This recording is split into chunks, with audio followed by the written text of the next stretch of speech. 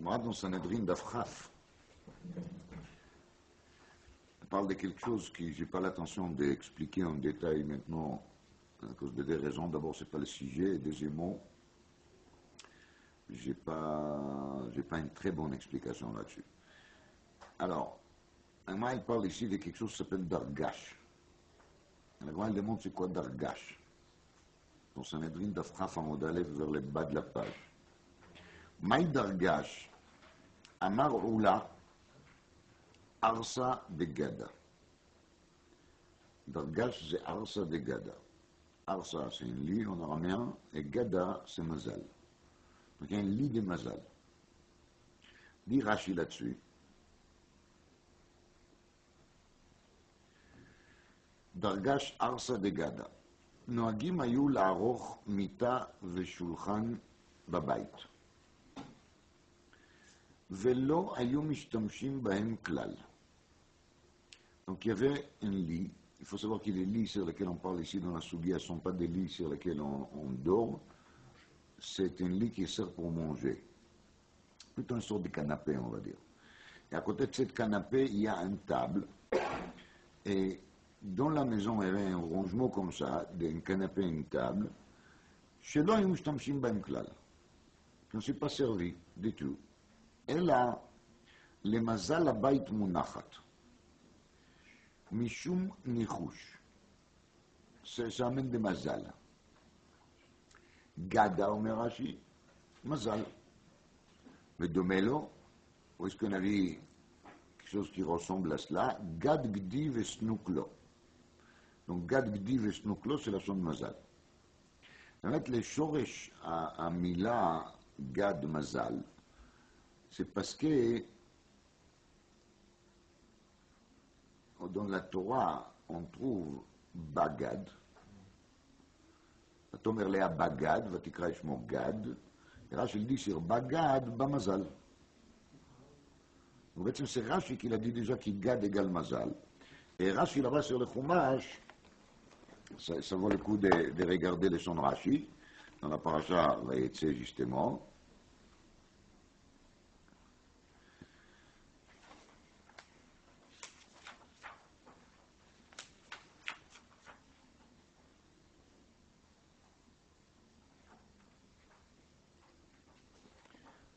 גד, אומר רש"י, בא מזל טוב, כמו גד גדי וסינוק לו, ודומה לו האורחים לגד שולחן.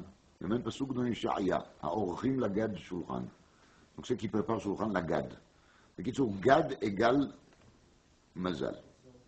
זה כי dit רש"י sur le חומש, שויצא פרק ל' פסוק י"א, רש"י dans סנהדרין דף כ'.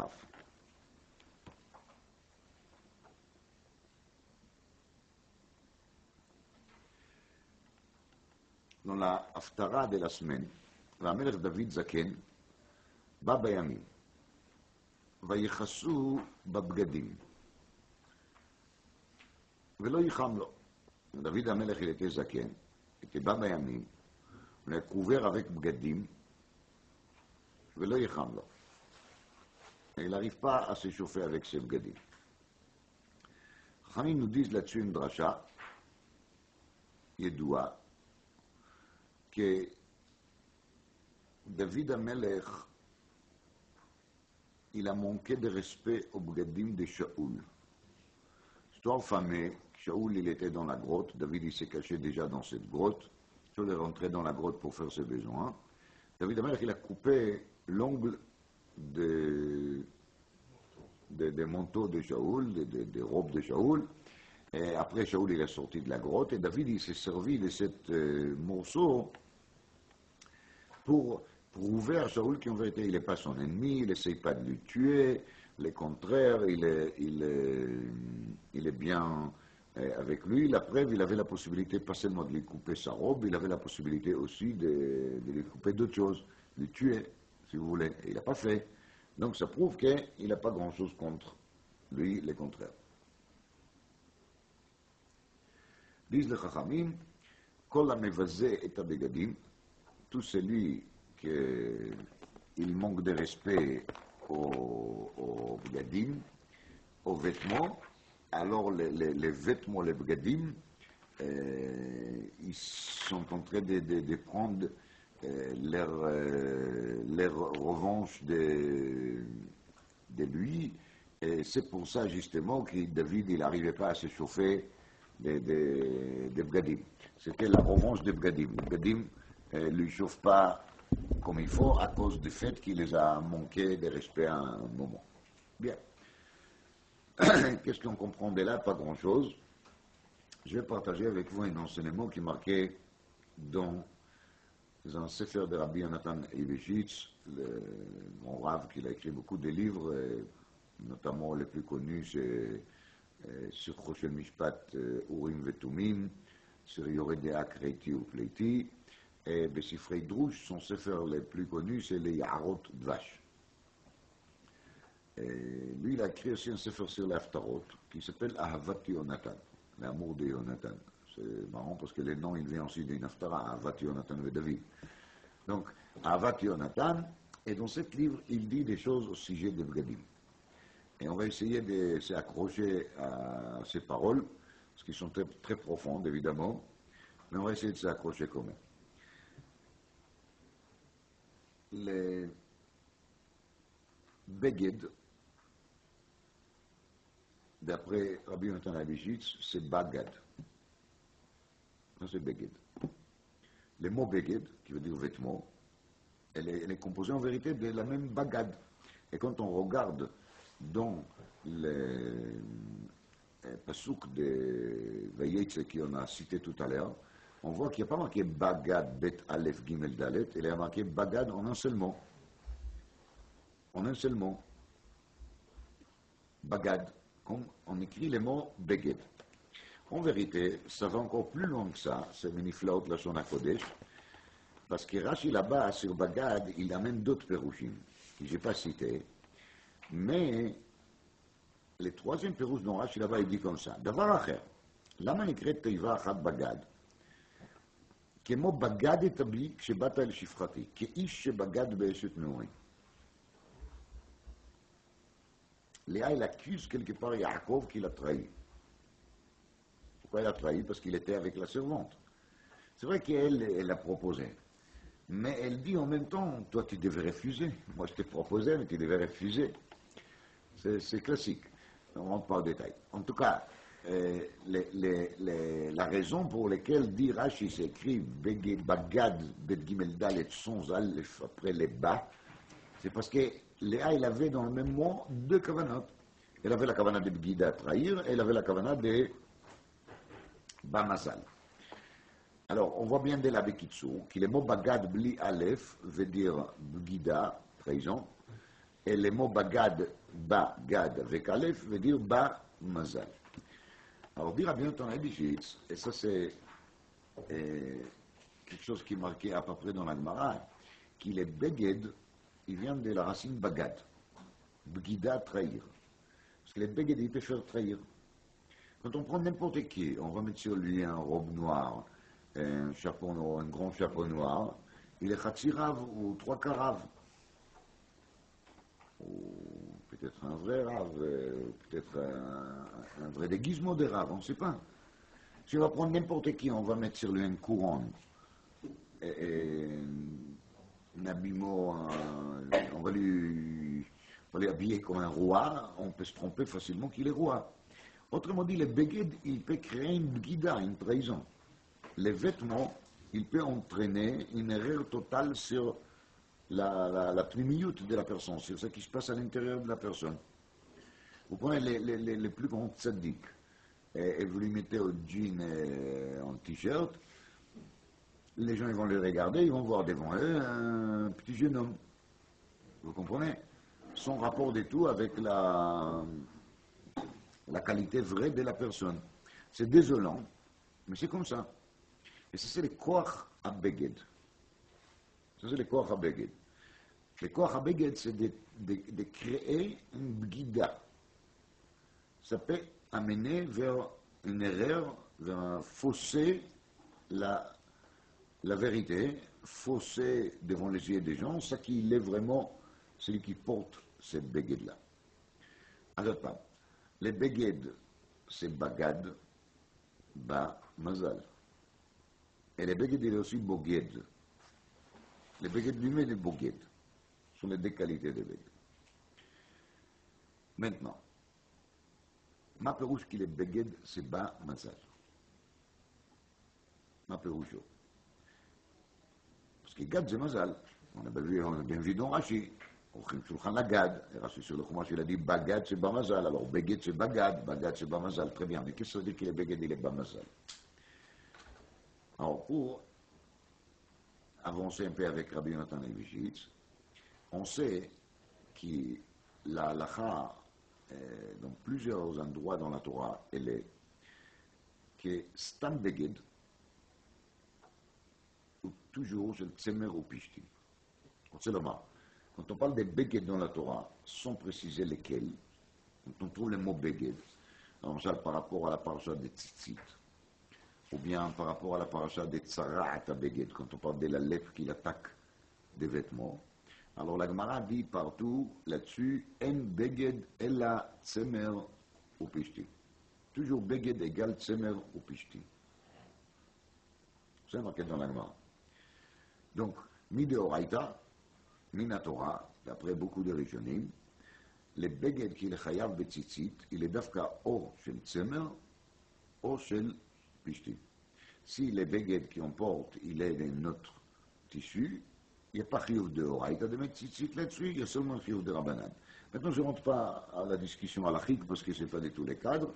Je dis juste que si on dirait qu'il va mettre Beged égale toujours uniquement quoi, tzemer ou pishtim, alors quand ce n'est pas Tzemer ou Pishtim, il n'y a pas Chiyuv Tzitzit Minatora. C'est bon? De même, si la lèpre va attaquer un Beged qui est fait d'une autre matière première que Tzemer et Pishtim, le Beged il n'est pas tamé. Ça c'est la halakha de Tzarat Beged. Bon, maintenant, quand on fait une petite recherche, on ne se pas la peine d'aller très loin, le Pishtan, il a un autre nom dans la Torah. Quel est le nom de Pishtan? Shesh. Shesh. Ça, c'est un mot qui se répète sans arrêt dans la parasha Trouma quand on parle de Mishkan, dans la parasha de Tzavé de Bgadim, c'est Shesh. Et Shesh, c'est Pishtan. Donc le Pishtan, il a un nom, un deuxième nom, qui est Shesh. Quand il y a marqué donc, ici, Flamer David Zaken Baba Yamim, Vaichassou Babgadim Velo Yichamlo, d'après les règles générales, qui chaque Beged Bestama, c'est au Beged, c'est le Tzemer, au Beged של פשטן, אז לכן כתוב פה בגדים בלשון רבים. דהיינו כי si on s'est servi pour chauffer David de Tzemer, ou si on s'est servi de פשטן, ça donne le même, ça ne chauffe pas. Ça ne marche plus. Vous voyez? Donc, quel est le pérouche? Alors, le Pishtan, il s'appelle Shesh, on a dit. Et le Tzemer, il ne porte pas un surnom. Donc, Tzemer égale 1. Et Pishtan égale 6. Tzemer égale 1 et Pishtan égale 6. Parce que Shesh, c'est 6. Tzemer égale 1. Parce qu'il n'a pas un surnom. D'accord? Donc, Tzemer égale 1 et le Pishtim égale 6. Donc ça fait ensemble combien? 7. Les 7, comme tout le monde sait, c'est les chiffres qui signifient toujours tout ce qui est naturel, tout ce qui est sous les mazal, on va dire. D'ailleurs, il y a les Sheva mazalot, il y a les 7 mazalot de base qui s'appellent Shabtai, Tzedek, Ma'adim, Chama, Noga, Kochav, Levana. Le simanach Shatzam Chamkal. Ça, c'est le siman de cette Shiva Kochvei Lechet. C'est les 7 qui tournent. Maintenant, je ne rentre pas du tout aux discussions qu'on a découvert, qu'il y en a d'autres. On ne fait pas de l'astronomie. On parle des principes. Dans l'ancienne méthode, quand on parle de ça qui était visible facilement, ça qui était visible facilement, c'était les Shiva Kochvei Lechet, les 7 étoiles, les 7 astres qui bougent. Donc, quand on parle, les des Shiva Yemei Abinyan, c'est-à-dire les 7 jours de la création, ils sont en parallèle avec les Shiva Kochvei Lechet. Maintenant, il y a les mazal qui s'appellent Ma'adim parmi les mazalot. Et Kayadou, les mazal Ma'adim, c'est Adom, c'est Milachon Dam, c'est les mazal de qui? De David. Les Goïs m'appellent ça Mars, mais comme moi je ne suis pas un Goï, donc je reste avec les Ma'adim. Et j'ai dit que ça c'est les mazal de David Amelech, parce qu'ici David Amelech est marqué dans le Passouk, Admoni. Donc David, il était בעצם שופך דמים ביסודו, mais כמובן, il est en même temps, il fait עיניים. C'est-à-dire, il a adouci énormément cette tendance de shfichut damim, mais il a fait le shfichut damim comme il faut. Et malgré ça, on trouve dans les Navi qu'Akadosh Baruch Hu, il ne voulait pas qu'il construise Beth Amikdash, et une partie de l'argumentation était justement celle-ci, qu'il a versé trop de sang, on va dire, en gros. Bref. Le Tzemer, dit Rabbi Natan Aïvishitz, il appartient au Mazal Ma'adim. Et d'ailleurs, le Tzemer, il chauffe bien. C'est un lien avec la chaleur. Et la chaleur, c'est le rouge, la colère, etc., etc. Et par contre, le Pishtan, il est lié avec les 6 autres Mazalot. Quand ils se trouvent tous ensemble, d'ailleurs, le Tzemer d'un côté, le Pishtan de l'autre côté, on a les 7.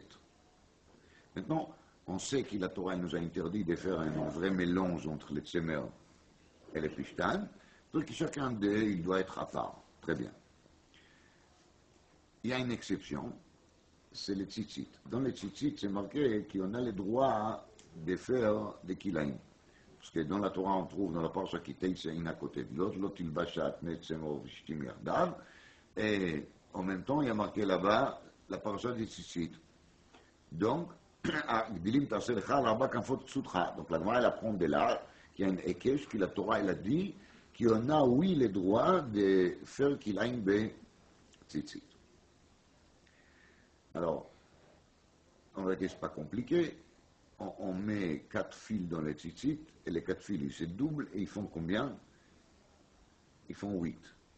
Donc si je dis que les Beged shel Tzitzit c'est les Tzemer ou Pishtan qui signifie les 7. Et au-dessus des 7, il y a quoi? Le 8. Oui. Ça veut dire qu'il s'agit ici de 8 par rapport au 7. C'est Az. C'est 1 au-delà de 7. Autrement dit, je reprends. Les Beged Aboged, il signifie les Gad, les Mazal. Les Gad, les Mazal, c'est tout ce qu'il est sous les Mazal, sous la nature, sous les Sheva Mazalot, qui appartiennent en quoi? Au Beged.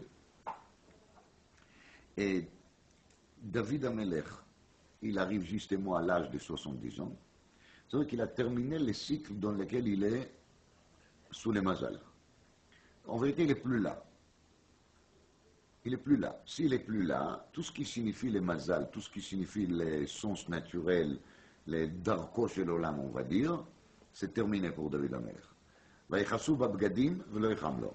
Tout ce qui essaye de raisonner par rapport au David maintenant dans les raisonnements normaux, c'est terminé, c'est fini. Maintenant, David, il est au-delà. C'est-à-dire, il commence les degrés numéro 8. Il arrive à l'huitième marche. Et à l'huitième marche, c'est un autre monde. Alors, si on réfléchit, quand David il a coupé l'ongle des vêtements de Shaoul, qu'est-ce qu'il a fait? Il a empêché les tzitzit. C'est l'ongle qui fixe les tzitzit, al-kanfei bigdei. Maintenant, qu'est-ce que ça veut dire? Que David Amelech, il a d'un côté vécu 70 ans, qui donne l'impression qu'il est sous les mazal à 100%, parce que la durée de sa vie, c'est 70 ans. Mais quand on approfondit, on réfléchit, c'est pas vrai. Parce qu'en vérité, les 70 ans de David, ils sont miraculeux depuis le départ. Parce que tout le monde connaît l'enseignement qui est marqué B'divrei Chazal, d'Arbe Mekomot, qui David Amelech était censé être un fausse couche. Et les 70 ans qu'il a lui étaient offerts comme cadeau par qui? Par Adam Arishon. C'est-à-dire que les 70 ans de David qui sont soi-disant soumis sous les Mazal, ils ne sont pas du tout soumis sur les Mazal. Parce que la création de David, la conception de David, Le fait qu'il existe et qu'il vit chaque minute de sa vie est un miracle ouvert parce que c'est une existence qui est dérivée d'un cadeau, d'une donation qui lui a été faite. Donc, on ne peut pas appeler ça vie mazalique. C'est pas qu'il vit sous les mazal, il ne vit pas sous les mazal. S'il était sous les mazal, c'est le contraire. Sous les mazal, il devait devenir quoi? Un fausse couche. C'est parce qu'il n'était pas sous les mazal qu'il a eu les 70 ans. En vérité, c'est toujours la discussion, la différence entre la royauté de Shaoul et la royauté de David.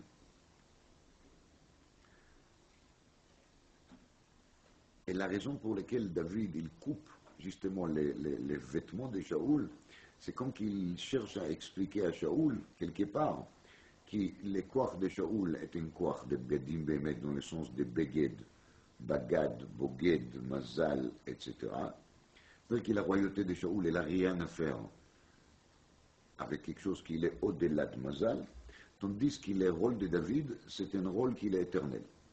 On trouve concernant David une phrase qui est unique. David Melech Israël, Chai Vekayam. L'Haftara se termine avec Yechi Amelech David Leolam. Il vit pour toujours. Mais David, il vit, oui, pour toujours. Qu'est-ce que ça veut dire exactement? On ne sait pas. On voit bien qu'on parle de David dans un sens qu'il est surnaturel. Alors, ça prouve que justement l'existence de David est une existence qui est immortelle. Comment il va exister exactement, je ne sais pas, ou même si je sais, ce n'est pas le sujet. Mais on voit bien que le début de l'Haftara, ça c'est le début de l'Haftara. Et la dernière phrase de l'Haftara, c'est quoi? Yechi Adoni Amelech David Leolam. Grâce au fait que quoi? Que David il est plus chauffé par les Bgadim, il a terminé les 70 ans, et à ce moment-là, on dit que ce n'est pas grave du tout, le contraire. C'est la signification que l'existence de David, elle est pour toujours. Si Yechi a donné à Melech David, Léolam, pour toujours. David Melech Israël, Chai Vekayam. Il y a sur personne une phrase pareille. Au grand maximum, il a marqué sur Yaakov Avinu l'Omet. Ça, c'est dans le sens contraire. L'Omet, il n'est pas mort. Sur David, il a marqué Chai, Velorak Chai, El Agam Kayam. Mazé, c'est une question. Qu'est-ce que ça veut dire ça? Comment on doit expliquer ça? C'est peut-être un sujet pour parler de 5 fois. Mais ce n'est pas maintenant le sujet. En tout cas, le principe, l'Ichora, il est clair. Alors, David, il est mort, comme tout le monde sait, le jour du Shabbat. Et d'après Chachamim, il est mort à Shavuot. Donc, remarquez que Shabbat, c'est les 7. Et Shavuot, c'est Shiva, Shavuot, Tisporlach. Mais la mort de David, ce n'est pas du tout une mort, parce que David, il est quoi? Chai, Vekayam. Autrement dit, je dirais que c'est juste le contraire. Quand les 70 ans qu'il a été offerts par Adam Arishon sont finis, c'est là que la personnalité de David commence à vivre. Parce que jusqu'à là, il a vécu sur une empreinte. Vous voyez? Mais quand est-ce que ça commence? Ça commence maintenant. Et là, on se trouve justement à la fin des 70 ans. Et là, David, il a vécu encore un moment, je ne sais pas combien, c'est pas marqué, mais il est rentré déjà dans le cadre de quoi? De Ve'im Begevurot Shmonim Shana. Là, on est déjà au cas de Shmonim Shana. Et on est rentré dans les 81e dixième. Dans les 8e dixième, on va dire. 8e dizaine. Et c'est là que David il se trouve maintenant, et c'est pour ça qu'il est considéré comme quoi? Comme Chai. Alors,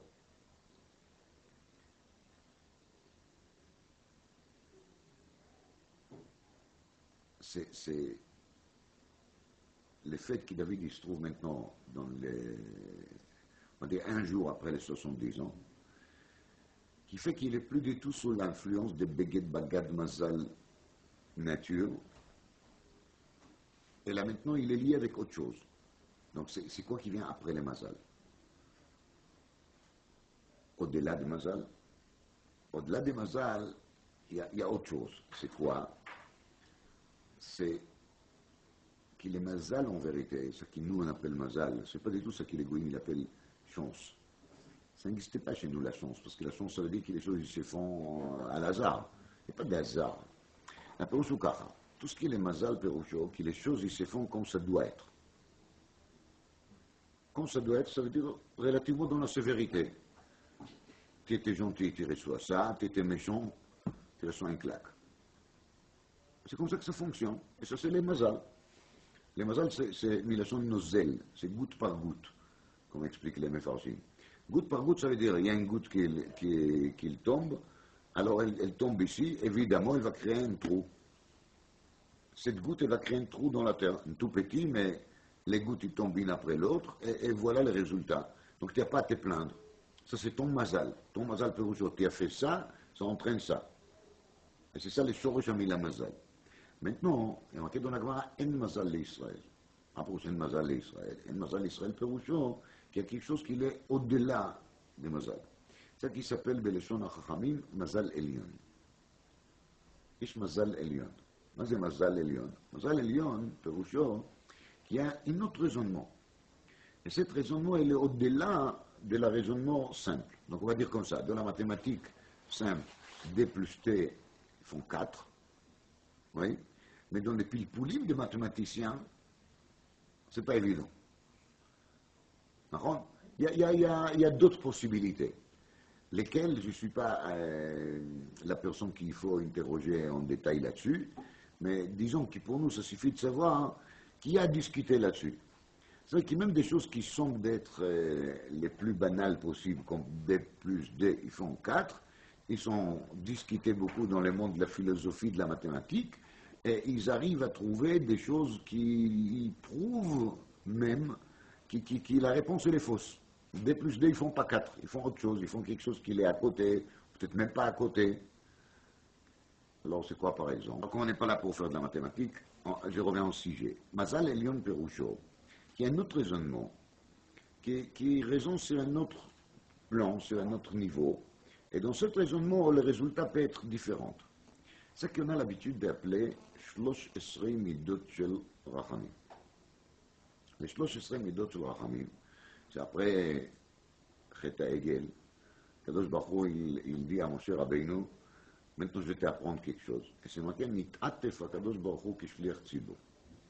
גמרא dans ראש השנה דף י"ז עמוד ב'. מה זה נתעטף הקדוש ברוך הוא כשליח ציבור? Dans le Magen Avraham, il y a marqué qu'un chazan, un shliach tzibur, il doit toujours mettre un talit sur la tête. Comme ça dit le Magen Avraham. Il a mis une preuve de cette Gemara. Parce que la Gemara dit qu'Akadosh Baruch Hu, il a été atef que shliach tzibur. Le monde, il n'est pas tellement makpid là-dessus, c'est dommage. Mais comme ça, il y a marqué dans le Magen Avraham. Alors, de nouveau, il s'agit ici d'Akadosh Baruch Hu Kivyachol, qu'il est mitatef betalit, que shliach tzibur. De nouveau, on trouve un sort de beged. Oui. Il n'y a pas que le mot talit, il y a marqué nit'atef HaKadosh Baruch Hu כשליח ציבור, et il enseigne à Moshe Rabbeinu les 13 midot של רחמים. מה זה ה-13 midot של רחמים? C'est notre mazal, c'est notre système de mazal, c'est notre mathématique, on va dire. C'est notre monde de mathématiques dans lequel il peut arriver, qui même, qui Bnei Israël font un égil, mais il y a de la place pour pouvoir faire passer ça et continuer quand même. Oui. Ça n'exige pas une destruction totale absolue. Déterminer les peuples, comme Akadosh Baruch Hu il a souhaité officiellement à un moment. Donc, dans les navires, il y a marqué au sujet d'Akadosh Baruch Hu, le vouchei keteleg chiver. Dans Daniel, il y a marqué que Daniel il voit une image d'Akadosh Baruch Hu, et dans cette image, il a défini Akadosh Baruch Hu comme quelque chose qu'il est habillé avec Teleg Chiver. Teleg Chiver Perusho, habillé en toute blanche. Les toutes blanches, comme tout le monde sait, signifient les midat arachamim, la miséricorde, le chesed, la bonté. C'est les couleurs apachoutes, c'est les couleurs les plus simples. Et les couleurs les plus simples, c'est les blancs. Et parce que c'est les couleurs les plus simples, ils signifient les rachamim infinis d'Akadosh Baruch Hu. Et tous les midot arachamim infinis d'Akadosh Baruch Hu commencent par le 8e mida. Parce que les 7 premiers midot, ils sont encore liés avec les sheva amidot qui sont en parallèle, donc les sheva mazalot. À partir de la 8e, c'est là qu'on arrive au midat au-dessus de quoi? De la nature, dans lequel il y a la deuxième raisonnement qui s'appelle Shloshesrei Midot Shel Rachamim. Bekitsour, quand David Amelech il arrive à l'huitième dizaine, c'est là qu'il s'accroche plus avec les Beged dans les Sheva Mazalot, les Sheva Midot, et là il appartient maintenant à la huitième et au-delà, qui veut dire Shlosh Esrei Midot Shel Rachamim.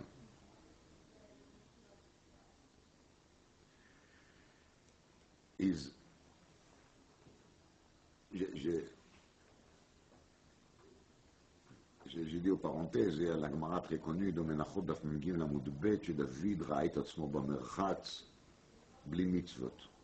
David s'est trouvé un jour dans le merchatz, il n'a pas de mitzvot, il était triste. Après, c'est marqué qu'il a regardé la Mila, il s'est rendu compte que ça va. La Gemara, quand on la lit, elle est ridicule, chas v'shalom. Ça passe pas du tout. Bon, b'merchatz, on n'a pas de mitzvot, c'est évident. Et qu'il a la Brit Mila, je crois qu'il était conscient déjà depuis un moment. Non? Je ne crois pas qu'il s'est aujourd'hui qu'il s'est rendu compte qu'il est circoncis. Donc l'histoire qu'on la Gemara les raconte, c'est sûr qu'on ne peut pas le comprendre. Donc il faut chercher toujours ce qu'il y a derrière.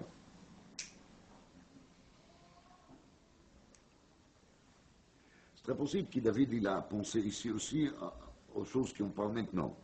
Quand il est dans la Merchat, ça veut dire il est sans les vêtements. Quand on est sans les vêtements, qu'est-ce qu'on a? On a la Mila. C'est là que David il s'est rendu compte. Nistakel Bamila, ça veut dire qu'il a un rapport, un shaykhout avec quoi? Avec le Shmini. J'ajoute là-dessus que d'après certains Chachamim, David il est Nolad Mahoul, il est né circoncis. Ça signifie encore plus qu'il a un shaykhout, et Adam Arishon y a marqué aussi qu'il est Nolad Mahoul. Donc c'est toujours le shaykhout avec la Madriga Shminit. Donc maintenant, on va, après voir cela, on va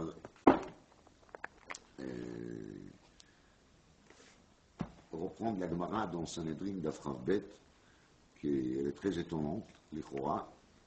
Moi, elle parle de l'histoire d'Avishag, dans la paracha. Et c'est marqué qu'Avishag, elle a proposé à David de la épouser. Elle n'était pas très contente, je ne sais pas pourquoi, de sa position en tant que système de chauffage. Donc, elle a proposé à David Amelech d'un peu officialiser les relations, de faire de ça quelque chose de plus sérieux. Donc, venez, on va se marier, Min Seban.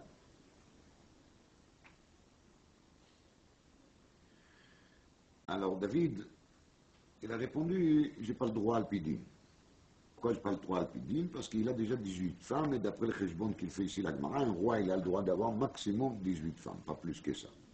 Dit David, j'ai déjà fait la quota, donc je ne peux rien faire. Alors, la Gemara, il dit, Gerushin, le Gerushin, bref, on va... Suite à cela, il a marqué qu'Avishag lui a dit, Chasre le gan va naf shel ishlam anakat. Si on explique Ipshuto, comme Rashi l'explique à peu près, quand le voleur il est dans l'incapacité de voler, alors il s'est dit, si de toute façon je ne peux pas faire de l'argent, il est là que je vais jouer maintenant le tzaddik. Donc ça que tu fais, tu es âgé, tu ne peux pas vivre avec une femme. Donc c'est pour ça que tu me racontes des histoires sur des interdits halachiques, à la place de me dire la vérité, qui à ton âge, c'est terminé. Alors, raconte la Gemara que David il a amené Bathsheba, il a demandé à appeler Bathsheba, c'est pour ça qu'il y a marqué Vatavo Bathsheba el Amelech Hachadra. Donc, Bathsheba, elle était avec David Amelech 13 fois, dit la Gemara. Donc, David, il voulait prouver avec ça qu'il est encore capable, mais c'est vraiment la raison halachique qui l'empêche. L'histoire de la Gemara, il est très difficile à avaler parce que c'est un manque total d'épidère. Et même si David veut prouver à Avishag qu'il est encore dans ses capacités, c'est pas la peine d'aller pour ça 13 fois. Je dirais 3, c'est pas mal aussi pour prouver. C'est bon. C'est pas la peine d'aller si loin que ça. Donc, c'est expliqué dans le Sefer במגיד הקדוש מקוז'ניץ, עבודת ישראל, ככה, בת שבע, c'est les שבע מידות. ותבוא בת שבע החדרה. David, il explique à Avishag une chose, qu'aujourd'hui, il n'y a plus les notions de bgadim, de sheva. Justement, si tu es là, toi, c'est parce que j'ai plus à faire avec les bgadim. Si je n'ai plus à faire avec les bgadim, ce n'est pas mon tikkun. Moi, j'ai à faire maintenant avec quoi? Avec la mida qui est après sheva. Après sheva, ça veut dire à partir de 8 et au-delà, qu'il arrive à quoi? Au 13. Et maintenant, c'est ça mon avoda ba'olam hazeh, parce que les 70 ans, ils sont finis. Et si les 70 ans, ils sont finis, maintenant, je parle d'autre chose. Donc toi, tu penses que la question, elle est nin seban, non nin seban. Si Alpidin, c'était permis, peut-être je devais le faire. Mais si Alpidin, c'est pas permis, c'est pourquoi je me trouve avec les quotas pleines. Justement, parce que ça, c'est un chapitre que j'ai déjà terminé, j'ai tourné la page. Maintenant, je me trouve sur un autre chapitre. Donc, Batsheva, c'est Achadra, elle est déjà dans le stock. Le Kincha Biyud Gimel Mapot.